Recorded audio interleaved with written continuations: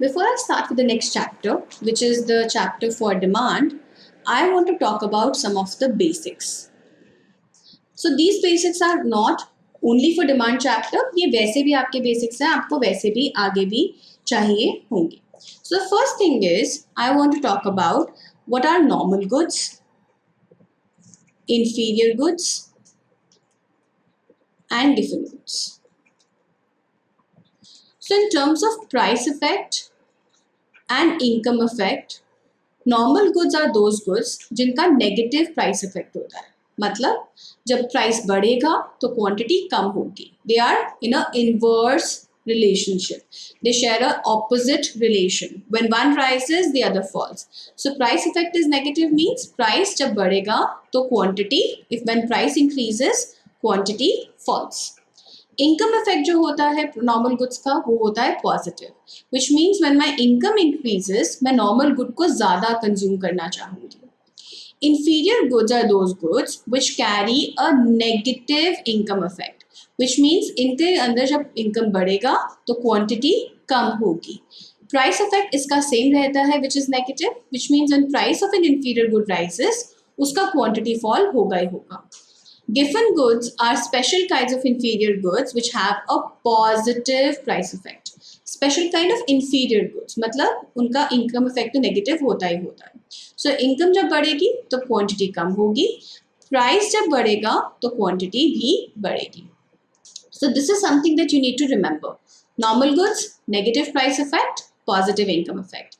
Inferior goods, negative price effect, negative income effect. Given good, positive price effect, negative income effect. Let's take an example. Let's imagine a very poor family.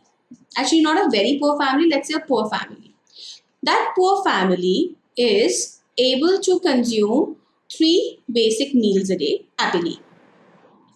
ठीक है, वो इतना earn करते हैं कि वो 3 अपने बेसिक मील्स जो हैं वो आराम से कंज्यूम कर सकते हैं. अब उसके अंदर वो क्या कर रहे हैं, let's suppose they are consuming milk and bread.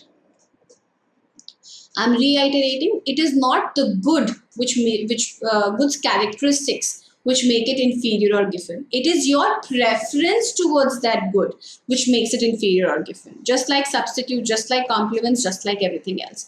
तो हो सकता है किसी एक के लिए ब्रेड जो है वो नॉर्मल गुड हो, बट इस पुअर फैमिली के लिए ब्रेड जो है वो इंफीरियर गुड है. वो ये बोलता है कि मैं ज़्यादा मिल्क कंज्यूम करना चाहूँगा, लेकिन अगर मैं ज़्यादा मिल्क कंज्यूम करूँगा तो मेरे पास इतने पैसे नहीं बचेंगे कि मैं ब्रेड ले पाऊँ, और ब्रेड जो है वो मेरा स्टेपल डाइट है, वो मुझे चाहिए 3 अपने मील्स कंज्यूम करने के लिए.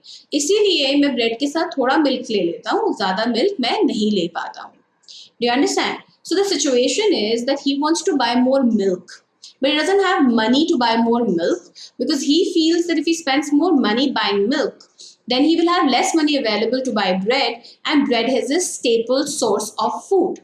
इसीलिए वो क्या करता है, वो ये बोलता है कि मैं मिल्क और ब्रेड के ये कॉम्बिनेशन कंज्यूम कर रहा हूँ, आई एम हैप्पी. अब इमेजिन करो किसी रीज़न की वजह से उसकी इनकम बढ़ जाती है. जब उसकी इनकम बढ़ जाती है तो वो मिल्क की कंजम्पशन को बढ़ाएगा. जैसे ही वो मिल्क की कंजम्पशन को बढ़ाएगा, then some part of his food necessity will be taken care of by extra milk, है ना. जो पहले वो मिल्क कम कंज्यूम कर रहा था वो ज़्यादा कंज्यूम कर रहा है, तो उसका स्टमक तो उतना ही है ना, तो वो जो पहले जितना जो ब्रेड ज़्यादा खा पा रहा था वो ब्रेड कम खा पाएगा. तो अगर क्योंकि वो ब्रेड कम खा पाएगा इसलिए वो ब्रेड की कंजम्पशन को अपनी कम कर देगा. He will shift that consumption from bread to milk, which is where the inferior good is, which is where the inferior good is. ठीक है, मिल्क उसने इंक्रीज करा क्योंकि वो नॉर्मल था, ब्रेड उसने डिक्रीज करा क्योंकि ब्रेड उसके लिए इंफीरियर था. अब आप गिवन गुड्स पे आओ. Imagine even a poorer family, वो बोलती है शॉप पे जाके, what is the cheapest good you can give me. Listen to my line. उसने शॉप पे जाके क्या बोला, सबसे सस्ता कौन सा फूड आइटम है जो आप मुझे दे सकते हो. उसने लेट्स से बोला, द शॉपकीपर सेज बार्ले. तो इसे ठीक है, आप मुझे बार्ले दे दो, और बार्ले के साथ ना, और बार्ले के साथ मैं कंज्यूम करूँगा मिल्क. ठीक है, so I want to have milk and barley. तो उसने बार्ले क्यों कंज्यूम किया, क्या उसको अच्छा लगता था? नहीं. क्या उसकी प्रेफरेंस थी? नहीं. उसने इसलिए कंज्यूम किया क्योंकि वो सबसे चीपेस्ट गुड अवेलेबल है. You understand my point? It is a cheapest good available. ठीक है, अब क्या हुआ, बार्ले का अगर उसका इनकम बढ़ेगा तो वो ऑटोमेटिकली मिल्क ज़्यादा कंज्यूम करके बार्ले को कम करेगा। अगर उसका इनकम बढ़ेगा तो वो ऑटोमेटिकली मिल्क की कंजम्पशन को बढ़ा के बार्ले की कंजम्पशन को कम करेगा ना। लेकिन अब लेट्स सपोज वो अगले दिन शॉप पे जाता है बार्ले को खरीदने के लिए, बार्ले का प्राइस बढ़ जाता है। He is now thinking what should I do यार, अगर मैं बार्ले को कंज्यूम नहीं करूंगा, कुछ और कंज्यूम करना चाहूंगा, तो मेरे पास इतने पैसे नहीं है, because I was buying it because it was the cheapest product available. अब मैं बार्ले को ना कंज्यूम करूँ ये तो मैं कर ही नहीं सकता, क्योंकि मेरे पास इस प्राइस ब्रैकेट में कोई और गुड ही नहीं है।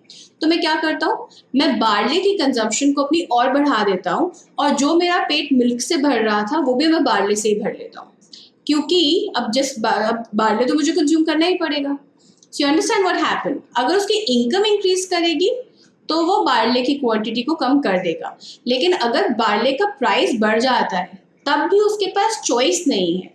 चॉइस क्यों नहीं है, क्योंकि उसके पास इतना पैसा नहीं है कि वो दूसरा गुड कंज्यूम कर पाए, तो उसको अपना पेट तो इसी से भरना पड़ेगा ना। तो वो बोलेगा ठीक है मैं क्या करूं, बार्ले को ही ज्यादा कंज्यूम करता हूँ, क्योंकि बार्ले को अगर मैं ना कंज्यूम करूँ तो दूसरे गुड को तो अफोर्ड करने के मेरे पास पैसे ही नहीं है। So you understand normal, inferior, given goods. The second basic I want to cover is substitutes and complements. Now we have done this before. I just want to put them in another light. जब मेरा price good one का बढ़ता है तो quantity good one की कम होती है। अगर गुड वन और गुड टू सब्सटीट्यूट्स हैं तो जो मैंने इसकी कंजम्पशन कम करी वो मैं इसकी कंजम्पशन बढ़ा दूंगी। So substitutes are the ones which share a positive price relationship.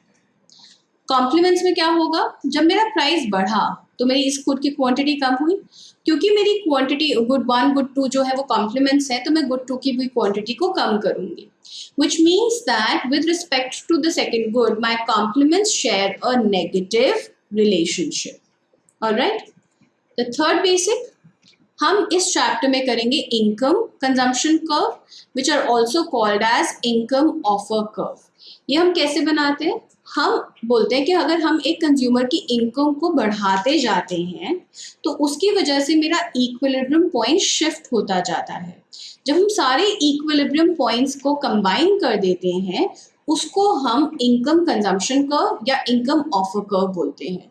इससे हम एक और कर्व बना सकते हैं which is called angel curve, which is the relationship between income and good, which is the relationship between income and good.